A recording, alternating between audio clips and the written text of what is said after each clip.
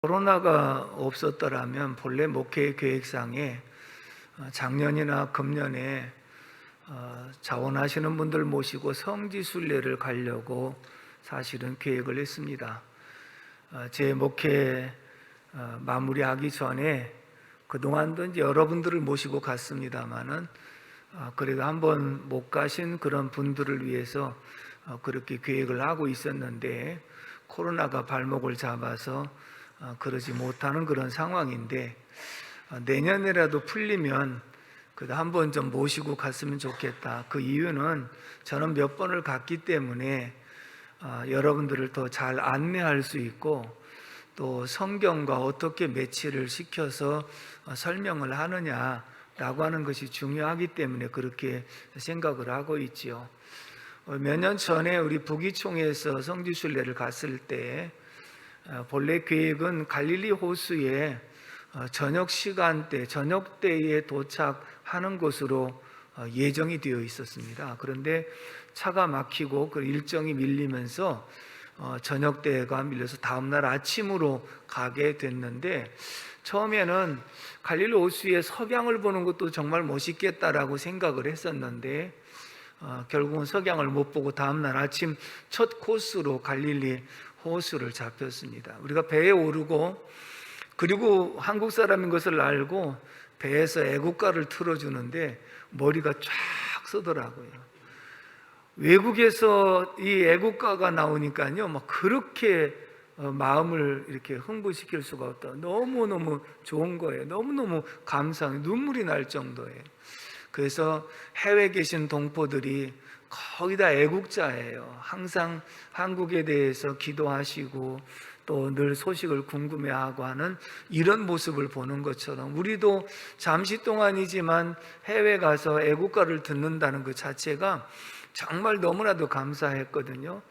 그리고 나서 이제 제가 설교를 하고 설명을 하는 그런 자리인데 어떤 것을 딱 느꼈느냐 하면 예수님께서 오늘 본문 말씀과 같이 아침에 일찍이 밤새도록 고기를 수고했지만 한 마리 잡지 못하는 그날 아침에 다가오셨던 예수님, 그래서 예수님이 꼭 그 자리에 서서 말씀하시는 것 같은 것을 저 자신에게 느꼈거든요. 그리고 그 말씀을 전하면서 찬양하면서 함께 갔던 분들이 모두가 큰 감동의 시간을 가진 줄로 믿습니다. 가끔 북이총에서 이제 그때 함께 했던 분들을 만날 때가 있거든요. 목사님 그때 너무너무 좋았습니다. 정말 잊을 수가 없습니다. 그런 말씀들을 하시는 걸 보면 하나님의 말씀을 통해서 우리가 현장에 가서 직접 보면서 그 느낌이 확실하게 다르다고 하는 것을 볼 수가 있었거든요. 그래서 오늘도 여기가 갈릴리 호수는 아니지만 다시 한번 주님이 오셔서 제자들에게 그리고 저와 여러분들에게 말씀하시는 내용을 들으시고 함께 힘없는 시간 되기를 주님의 이름으로 축복합니다. 1절의 말씀을 다 같이 한번 읽겠습니다. 1절 시작. 그 후에 예수께서 디베랴 호수에서 또 제자들에게 자기를 나타내셨으니 나타내신 일은 이러하니라. 아멘. 예수님께서 지금 이 말씀을 보면 그 후에라고 되어 있습니다. 따라서 합시다. 그 후에. 앞에 이런 일이 있었고 그 후에 이런 일이 있다 설명하는 내용이지요. 예수님 부활하시고 제일 먼저 막달라 마리아에게 보이셨습니다. 그리고 이제 제자들이 있는 곳에 들어오셔서 예수님 너희에게 평강이 있을지어다 성령을 받으라 이렇게 말씀을 하셨는데 그 자리에 누가 없었느냐 하면 도마가 없었어요. 가룟 유다는 이미 이제 죽었고 그리고 난 다음에 두 번째 나타나신 장면이 도마가 있을 때입니다. 도마가 처음에 내가 예수님 못자국에 손을 넣어보지 않고는 내가 믿을 수 없다. 그랬더니 두 번째 예수님이 나타나신 때가 도마가 있을 때 와서 도마가 그것을 확인하고 주는 나의 하나님이시오니 하고 고백을 하는 장면이 나옵니다. 그래서 부활하신 이후에 두 번을 나타내 주셨고 그리고 그 후에 지금 세 번째 나타나시는 그런 장면을 이렇게 말씀을 하고 있습니다. 그렇다면 세 번째 나타나시는 장면은 어느 곳이냐면 갈릴리 호수입니다.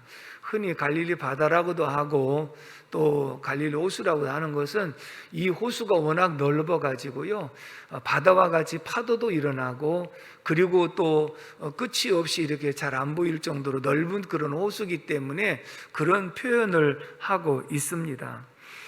그런데 이 제자들 가운데 7명입니다. 오늘 2절에 보면 시몬 베드로와 디두모라는 도마와 갈릴리 가나 사람 나다나엘과 세베대의 아들들, 그리고 또 다른 제자 둘, 이렇게 합하면 모든 7명의 제자들이 3절 말씀을 다 같이 읽어봅니다. 3절 시작. 시몬 베드로가 나는 물고기 잡으러 가노라 하니 그들이 우리도 함께 가겠다 하고 나가서 배에 올랐으나 그날 밤에 아무것도 잡지 못하였더니. 아멘.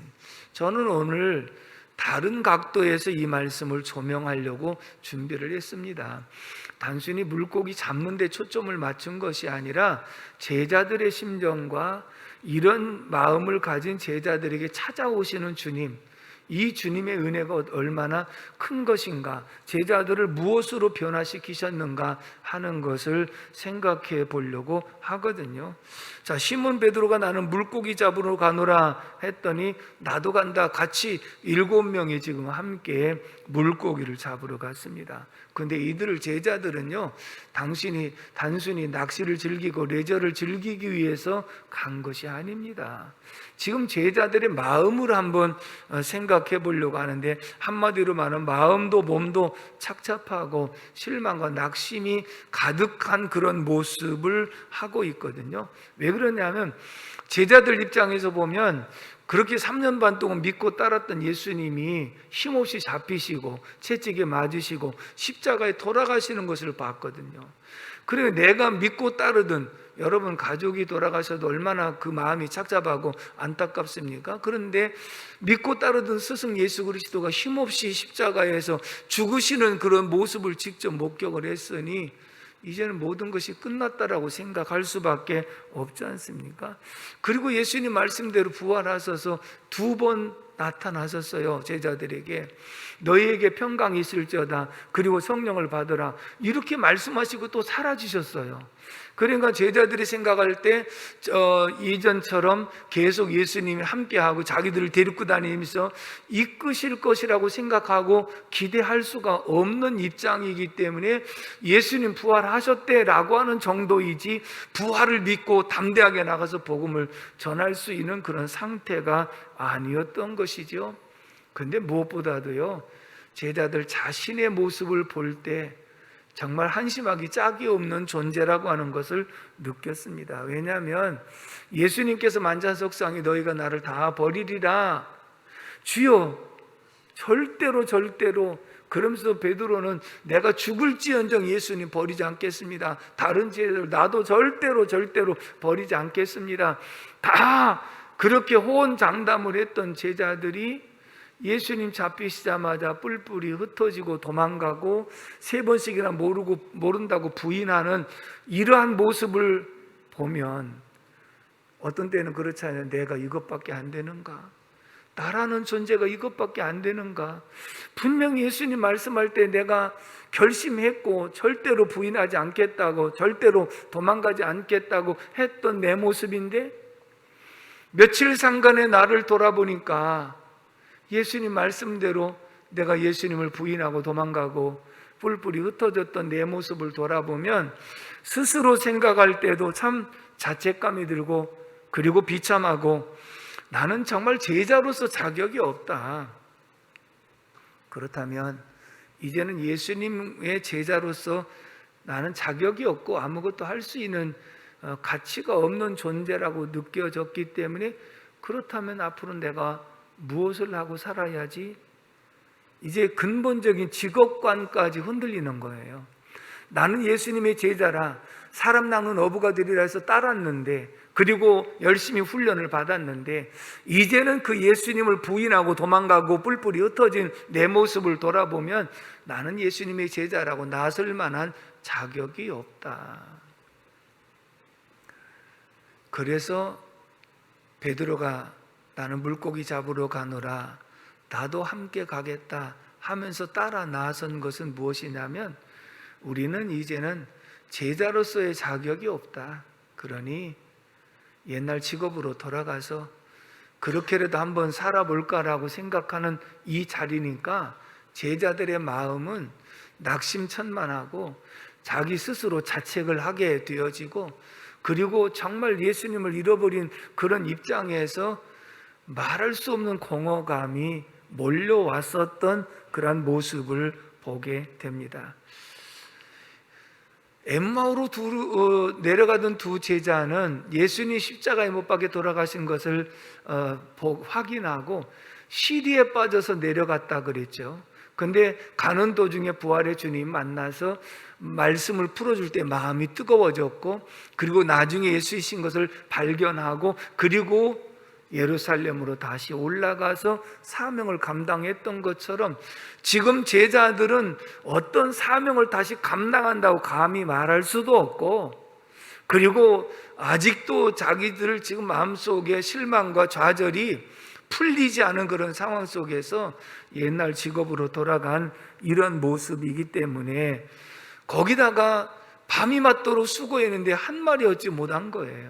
그러니 마음도 편하지 않은 데다가 물고기라도 많이 잡혀줬으면 그나마 양식이라도 할 수 있고 좀 나을 텐데, 엎친 데 덮친다고 결국은 마음도 편하지 않은 가운데서 왔는데 밤새도록 수고만 했지만 한 마리 얻지 못한 이런 상황을 만났기 때문에 제자들의 마음은 정말 힘들고 어려운 그런 상황이었다. 사랑하는 성도 여러분, 오늘날 장기화된 코로나로 인해서 인생의 좌절을 맛보는 사람들이 참 많이 늘어나고 있지 않습니까? 그렇다면 우리들 속에도 이런 낙심과 좌절함이 몰려왔다고 한다면, 오늘 말씀을 통해서 다시 힘을 얻는 귀한 시간 되기를 주님의 이름으로 축복합니다. 첫 번째는 따라서 합시다. 예수님은 인생의 빈배일 때 찾아오신다. 은혜라고 하는 것은 범죄한 인생에게 찾아오시는 것이 은혜예요. 아담이 범죄한 이후에 하나님이 아담에게 찾아오셔서 아담아 내가 어디 있느냐, 아담이 어디 있는 걸 모르셔서 물으시는 질문이 아니라 찾아오셔서 아담아 내가 어디 있느냐, 내가 왜 그랬느냐, 결국은 회개하기를 원하는 그런 모습을 하나님이 찾아와 주셨고, 가인이 범죄하기 전과 범죄한 이후에도 또 찾아오셔서 가인아 내가 안색이 변하면 어찌미냐 라고 말씀하시며 회개의 기회를 주셨고, 예수님이 이 땅에 죄인된 우리들을 찾아오셔서 우리가 아직 죄인 되었을 때 하나님께서 그 아들을 보내사 십자가에서 화목의 제물 삼으시고 하나님과 우리 사이를 화목하게 만드신 줄로 믿습니다. 결국은 은혜라고 하는 것은 범죄한 인생에게 찾아오시는 것처럼 지금 낙심천만하고 좌절하고 있는 제자들에게 주님이 찾아오셔서 이렇게 말씀하십니다. 5절 말씀을 다 같이 읽겠습니다. 5절 시작. 예수께서 이르시되 얘들아 너희에게 고기가 있느냐? 대답하되 없나이다. 아멘. 여기서 예수님께서 제자들을 부르시는 이 말씀이 굉장히 중요한 핵심적인 내용입니다. 얘들아, 헬라의 파이디아, 우리가 거기서 파생되어 나온 단어가 파이디온이라고, 어린아이라는 뜻이거든요. 얘들아, 이 말 속에는요 예수님의 사랑이 포함되어 있는 말이에요. 얘들아 내가 사랑하는 너희들아, 이렇게 말씀을 한다는 거예요. 애정이 담겨있는 명칭이거든요. 제가 저희 며느리를 부를 때 새아가 불렀어요. 근데 지금도 한참 지났음에도 흔하간데도 지금도 새아가라고 부릅니다. 그래서 늘 새아가라고 불러요. 애칭이죠. 내 마음의 사랑이지요. 딸을 부를 때 사랑하는 딸아 하고 내가 이렇게 부르거든요. 내 마음의 사랑을 표현하는 그런 행동이라고요. 자, 부모된 입장이라면 자녀들에게 사랑이 담긴 애칭을 쓸 수 있지 않습니까? 자, 그러면 이렇게 보십시다. 만약에 그 자녀가 돈 떼먹고 도망갔다, 배신하고 도망갔다, 그리고 욕하고 도망갔다, 그런 이제 만약에 사람이 있을 때 그 사람을 만났다. 글쎄, 그때도 사랑하는 얘들아, 새아가 이렇게 말을 할 것입니까? 자, 제자들이 그렇게 배신하고 도망갔다? 그러면 스승된 입장에서 정말 훌륭한 스승이라 한다 할지라도 그 제자를 부를 때 사랑하는 제자야 이렇게 부르시겠습니까? 그럼 여러분들 같으면 어떻게 부르시겠습니까? 대답해, 제가 한번 불러볼까요? 야! 너 잘 만났다 이럴 수 있지 않겠어요? 결국은 보십시오, 예수님을 모른다고 부인하고 뿔뿔이 흩어지고 도망가고 좌절하고 낙심하고 있는 제자들에게 다가오셔서 사랑하는 얘들아 하고 다정다감하게 애정이 담긴 목소리로 부르셨다는 거, 이게 은혜예요. 이 한마디로 벌써 녹아져 내렸다는 그런 의미를 가지고 있는 거예요. 자, 제가 종종 간증하는 것 가운데 정말 목회하면서 힘들고 어려울 때도 있었잖아요. 그럴 때는 기도도 안 나오죠. 찬송도 안 되죠. 기도굴에서 그냥 엎드려서 밤이 맞도록 끙끙거리고 있을 뿐인데, 새벽녘에 하나님께서 가느다란 신락 같은 빛을 비춰주시고 내가 네 마음을 안다. 내가 네 마음을 안다. 어머니가 저에게 들려주셨던 음성과 같은 그런 마음의 음성을 듣는 순간에 눈물이 폭포수같이 쏟아지고 마음에 응어려졌던 것이 다 녹아져 내리면서 결국은 주님이 제자들만 찾아가신 것이 아니라 힘들고 어렵고 빈배인 인생에게 찾아오셔서 사랑하는 얘야, 새하라 사랑하는 사람아, 그러면서 우리에게 찾아오셔서 내가 네 마음을 안다 하고 마음을 만져주시는 순간에 인생의 빈배를 채워주시고 공허함과 갈등을 해결해 주시고, 그리고 우리 주님이 우리의 마음을 덜어주시는 주님이신 줄로 믿습니다. 열왕기상 18장에는 어떤 내용, 엘리야가 바알 선지자들과 누구의 신이 참신인가를 대결하면서 엘리야 제단에 불이 내림으로 하나님이 참신인 것을 알게 되었고, 그 바알 선지자들을 그리 시내가에 내려다 끌어다가 죽였습니다. 그리고 대성을 거둡니다. 근데 야고보서에는 뭐라고 말씀해요? 엘리야는 우리와 성정이 같은 사람이로되. 그러면 우리가 생각하면 엘리야하고 우리하고는요 같은 종자가 아닌 것 같아요. 어떻게 그 수많은 사람들 앞에 담대하게 나갈 수 있을까? 정말 우리하고는 다르다고 생각을 했는데, 19장에 가면 이세벨이 그 엘리야를 죽인다는 말 한마디를 통해서 듣고 엘리야는 뒤도 안 돌아보고 도망을 갑니다. 하루길 도망갑니다. 지쳐 쓰러집니다. 노뎀나무 아래에서 그곳에서 앉아서 푸념을 합니다. 하나님, 나는 여기까지 족합니다. 이제는 저를 죽여주십시오. 저는 죽겠습니다 하고 이렇게 낙심천만에 쓰러진 모습을 보면 그 모습은 우리하고 비슷하더라고 말이죠. 그런데 이렇게 지쳐 쓰러진 인생의 진짜 빈배를 만난 엘리야에게 하나님께서 천사를 보냅니다. 그리고 엘리야를 어루만졌더라. 그리고 일으켜 세우고 머리맡에 떡과 물 한 병을 놓아둡니다. 엘리야가 지쳐 있을 때 그 물과 떡을 먹습니다. 그리고 다시 누웠습니다. 다시금 천사를 보내서 어루만져서 일으키고 머리맡에 떡과 물을 다시 갖다 놓으시고 그것을 먹고 힘을 얻어서 호렙산으로 가서, 그리고 이제 후계자 엘리사를 세우는 그런 장면이 나오지요. 다시 말하면 은혜라고 하는 것은 찾아오시는 것이라고 그랬잖아요. 근데 엘리야가 낙심천만하고 인생의 빈 배를 만났을 때도 하나님은 천사를 보내사 하나님이 직접 오셔서 그를 어루만지시고 그에게 배고프니까 떡도 먹게 하시고 목마르니까 물도 마시게 하고. 만약에 우리 입장이라고 한다면 엘리야가 그렇게 낙심천만에 도망갔을 때 만나서 뭐라고 할까요? 야, 너 엘리야 맞냐? 너 정말 믿음의 사람 맞아? 네가 지금 18장에서 이렇게 담대하던 네 모습은 어디 가고 지금 이렇게 낙심천만에 있느냐고 이렇게 말할 수 있지 않겠습니까? 근데 하나님은 그렇게 말씀하시지 않고 다가오셔서 쓰다듬으시고 위로하시며 먹어라, 그리고 물을 마셔라, 내가 힘을 얻어야 되지 않겠느냐 하시면서 위로해 주시는 하나님, 이것이 바로 하나님의 은혜인 줄로 믿습니다.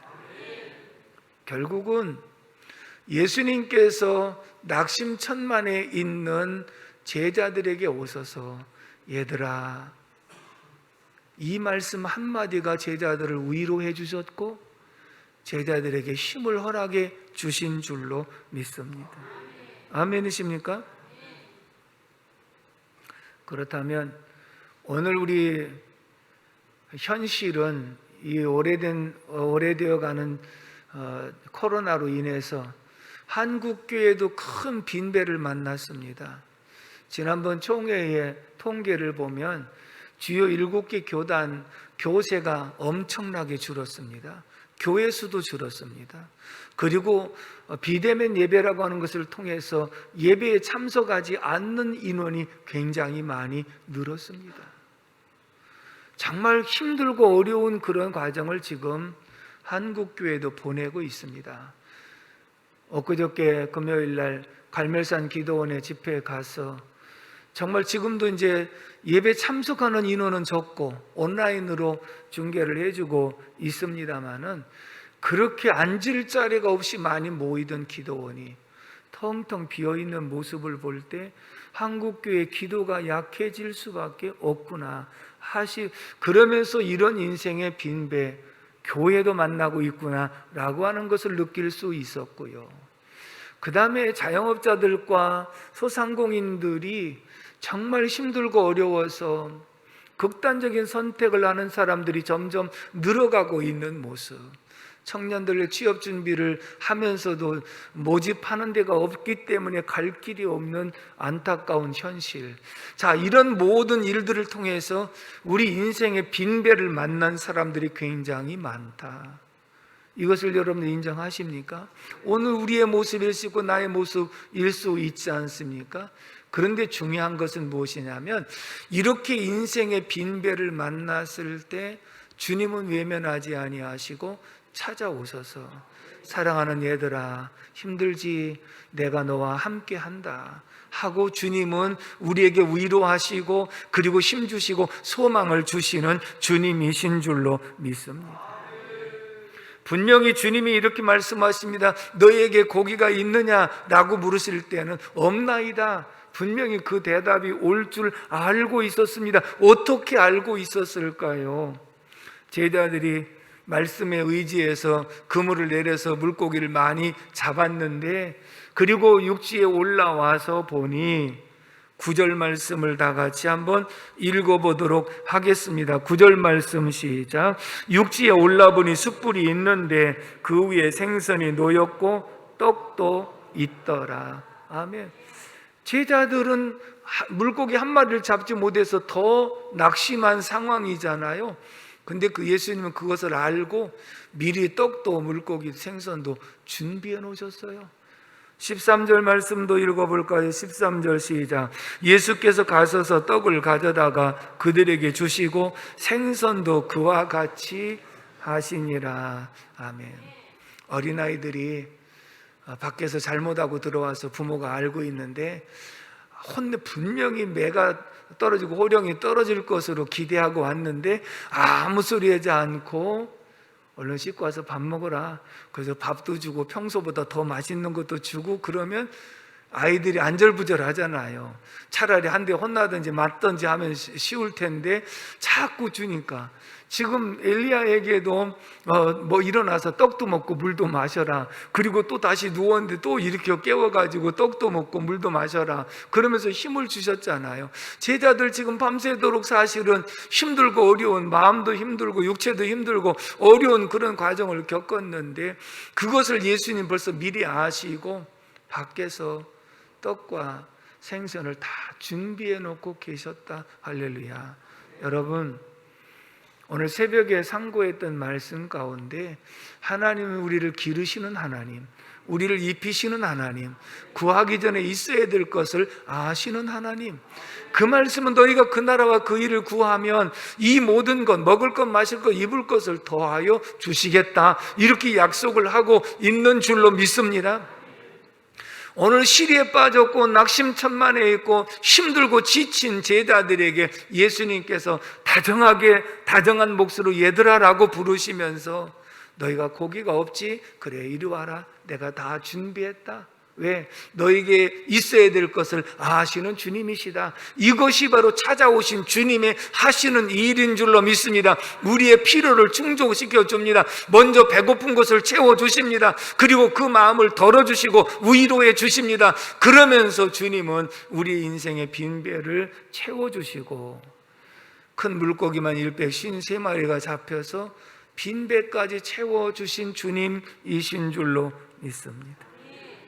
결국은 주님은 위로가 필요한 사람에게 배신자라고 해서 멀리하거나 큰소리 하신 분이 아니라 일단 위로해 주셨다, 그리고 먹여 주셨다, 그리고 빈배를 채워주시고 난 다음에 방법을 제시해 주었는데, 두 번째 6절의 말씀을 다 같이 읽도록 하겠습니다. 6절 시작.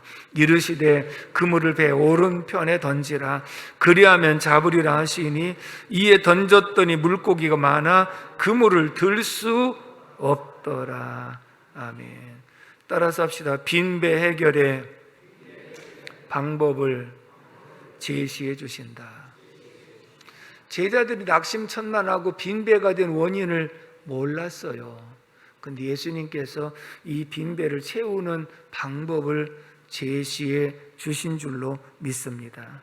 이 말은 너에게 고기가 있느냐라고 물으신 것은 너의 생각대로 하니 잘 되더냐, 너의 지식대로 하니 잘 되더냐, 너의 방법대로, 너의 경험대로 하니까 잘 되더냐.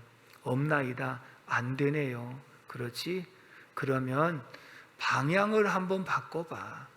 네 중심으로 하지 말고, 다시 말하면 너희들이 지금 옛날 직업으로 돌아가고 물고기 잡는다고 된 것이 아니라 너희들에게 준 사명이 뭐야? 제자잖아.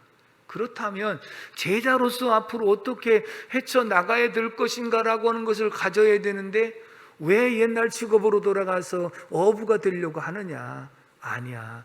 이렇게 하면 내 생각이고 내 중심이고 내 경험이고, 이것은 그 일이 더 안 되고 인생의 빈배를 더 만날 수밖에 없는 거야.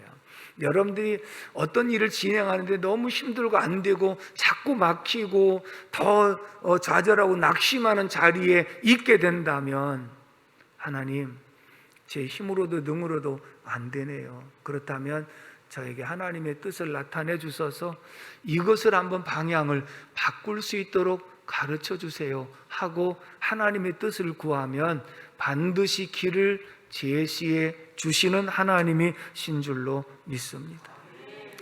그러면 배 오른편에 던져라. 그물을 배 오른편에 던져라. 그리하면 잡으리라. 이 말은 내 삶의 방향을 바꿔보지 않겠느냐?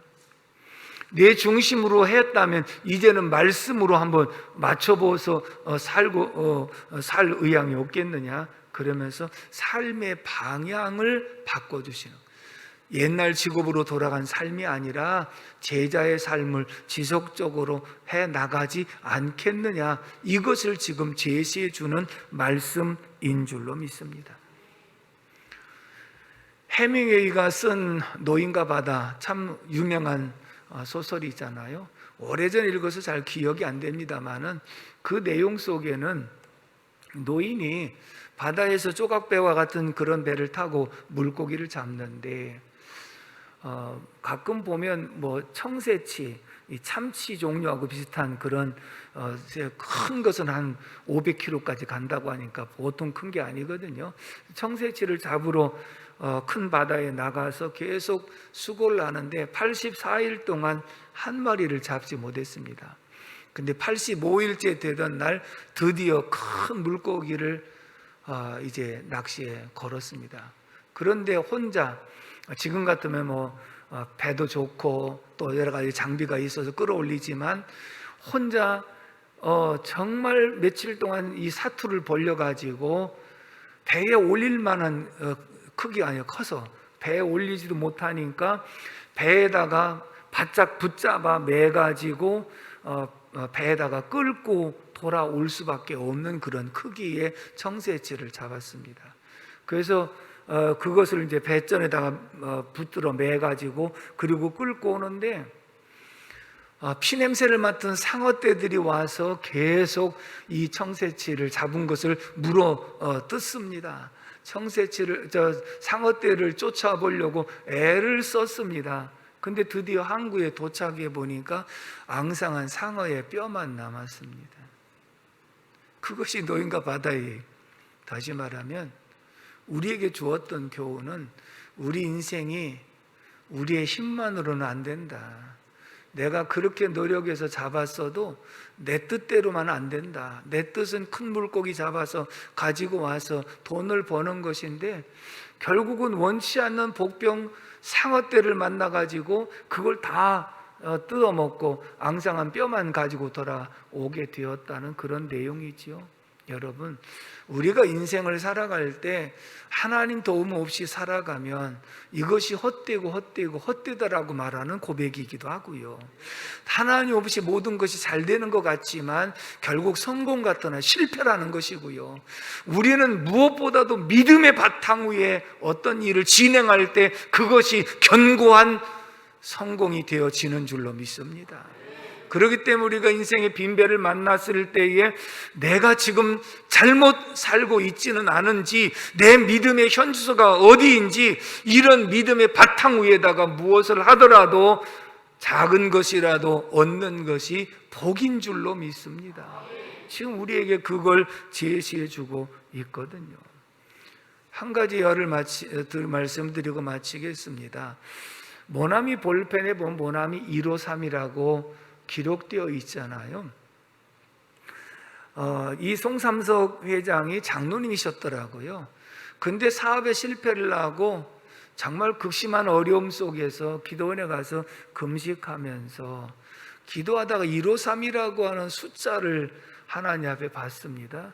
이 의미를 뭔지 몰라서 돌아와 가지고 목사님에게 여쭤봅니다. 목사님이 이 말씀을 통해서 바로 하나님 말씀대로 하면 이렇게 큰 물고기 153마리가 잡혔기 때문에 하나님 중심으로 나가는 사업이 되기를 원하는 것 같다.